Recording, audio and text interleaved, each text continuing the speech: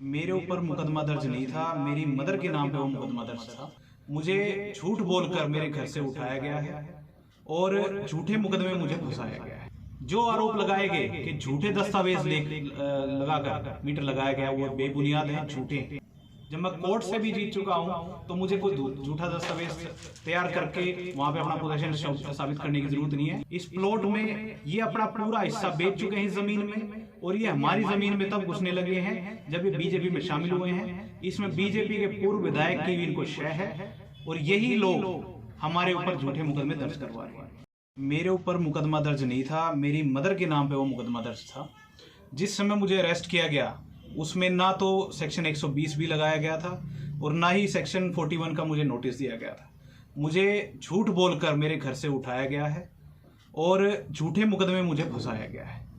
जिस प्लॉट की और मीटर की बात कर रहे हैं वो प्लॉट सन 98 से हमारा है और उसका केस लोअर कोर्ट से हम जीत भी चुके हैं।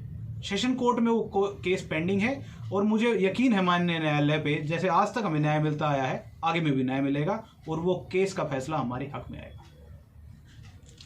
जो मेरे ऊपर आरोप लगाए गए हैं झूठे केस में जिसमें मुझे फंसाया गया है, मैं आपको बता दूं कि ये उस प्लॉट की ओरिजिनल रजिस्ट्री है और इसके मालिक हम सन 98 से हैं। जो आरोप लगाए गए कि झूठे दस्तावेज लगाकर मीटर लगाया गया वो बेबुनियाद हैं, झूठे हैं।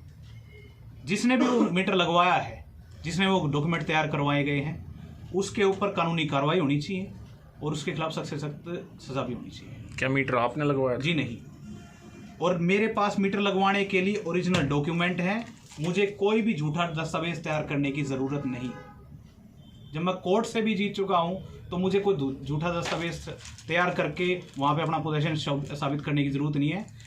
करमवीर राठी और उसके परिवार ने इसके ऊपर कब्जा करने की कोशिश की और इन्होंने ही कोर्ट का दरवाज़ा खटखटाया, हमारे पोजीशन को चैलेंज किया। कोर्ट ने भी हमारा पोजीशन माना है और वे प्लॉट हमारा है। अभी मामला कोर्ट में है? अभी मामला कोर्ट में है और कोर्ट का जो फैसला होगा वो मान्य होगा। हम यही चीज़ आपसे आगे भी अनुरोध करेंगे कि हमारी बात को आप पुरजोर तरीके से उठाइए, क्योंकि इन्होंने झूठ का एक जंजाल बनाकर प्रशासन के ऊपर दबाव बनाया है और लोगों को भ्रमित किया है। इस प्लॉट में ये अपना पूरा हिस्सा बेच चुके हैं इस ज़मीन में और ये हमारी ज़मीन में तब घुसने लगे हैं जब ये बीजेपी में शामिल हुए हैं। इसमें बीजेपी के पूर्व विधायक की भी इनको शय है और यही लोग हमारे ऊपर झूठे मुकदमे दर्ज करवा रहे हैं। प्लॉट पर कब्जा करना कौन कौन जाता था? प्लॉट पर कब्जा करने के लिए करमवीर राठी, इसका भतीजा जो सरोज है चेयरपर्सन, उसका घरवाड़ा रमेश राठी और इनके परिवार के लोग, और इनको ऊपर शय है नरेश कौशिक जो यहाँ का भाजपा का पूर्व विधायक है उसकी। नहीं यकीन हो तो इनके फ़ोन रिकॉर्ड CDR मंगवाइए, आपके सामने दूध का दूध और पानी का पानी हो जाएगा। आपका कहना है कि आपको नोटिस नहीं दिया गया था? जी नहीं, पहले अरेस्ट ना तो जिस समय मुझे अरेस्ट किया गया है उस समय 41 का नोटिस दिया गया है जिसमें कि बुलाया जाता है कि भी आप शामिल तफ्तीश हो जाइए। और ये जो दरखास्त है, मैं आपको बता दूं, ये दरखास्त है कि भी आप शामिल तफ्तीश हो जाइए।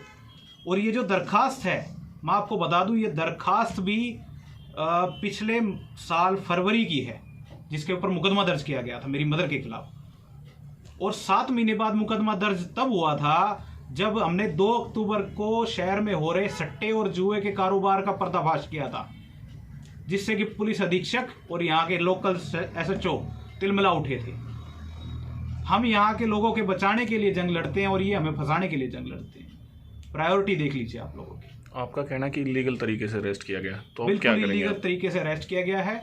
मैं कानूनन सलाह लेकर इन पुलिस वालों के खिलाफ जो उस समय घर में घुसे बिना किसी वारंट के, बिना किसी नोटिस के, इनके खिलाफ भी कानूनी कार्रवाई करूंगा और माननीय न्यायालय का दरवाजा खटखटाऊंगा, क्योंकि हमारे साथ, हमारे परिवार के साथ बहुत ज्यादती हो रही है।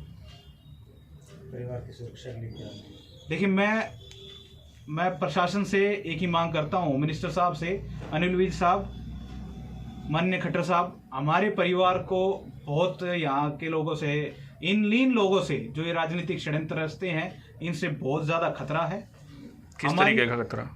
जान माल का। जब ये झूठा मुकदमा लगा के हमें जेल में डलवा सकते हैं जिसमें कोई सबूत नहीं है, तो हमारे ऊपर तो गोलियां चलवा सकते हैं। हमारे हथियार के लाइसेंस भी निलंबित करवा दिए इन्होंने और SP साहब तो ऐसे पीछे लगे हुए जैसे हमारे ऊपर मकोका लगा दी हो। कोई गुनाह तो हो हमारा।